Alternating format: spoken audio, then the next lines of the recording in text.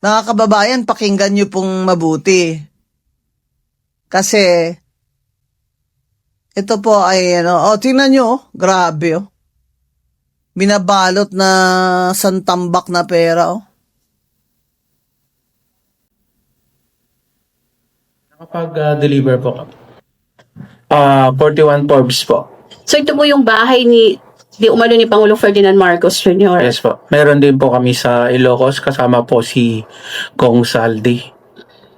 Ilang maleta po yung na-deliver sa Forbes at saka sa Ilocos? Yung sa Ilocos po ay sa 5 maleta po.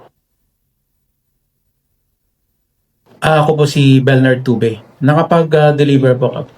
Sinabi ni Tube na siya mismo, personal nag-deliver ng 5 maleta doon sa Ilocos.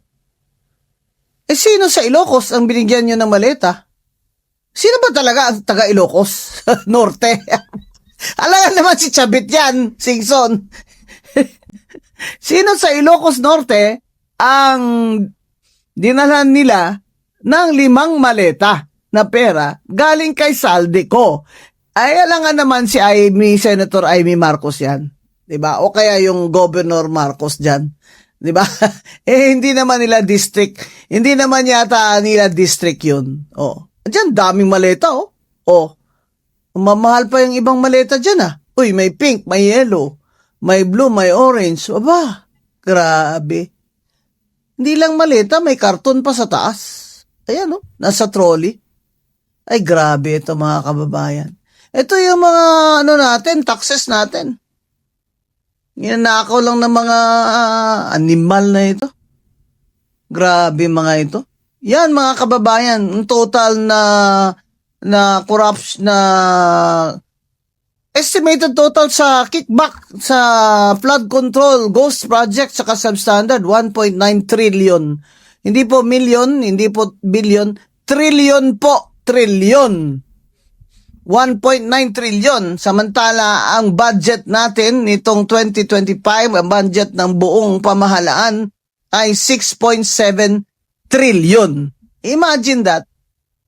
Sa 6.7 trillion, 1.9 trillion ang nakaw, ang kickback.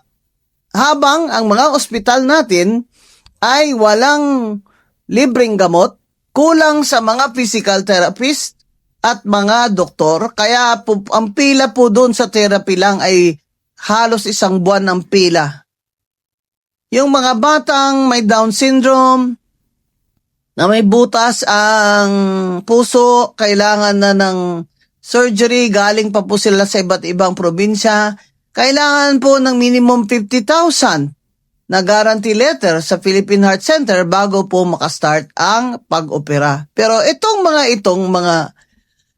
mga walang kaluluwa na mga sakim na magnanakaw, na ang big boss ay siyempre sino pa ba?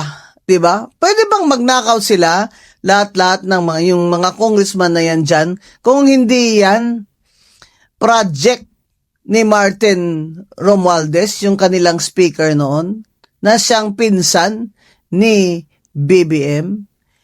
Alangan naman maniwala tayo na si Saldico lang lahat ito. Ang gusto nila paniwalaan natin, si Saldico lang lahat ito. Kaya nga lumaya si Saldico. Kasi alam na ni Saldico na siya na ang tatanggalan ng ulo. Ipapalit yung ulo niya sa kanilang lahat.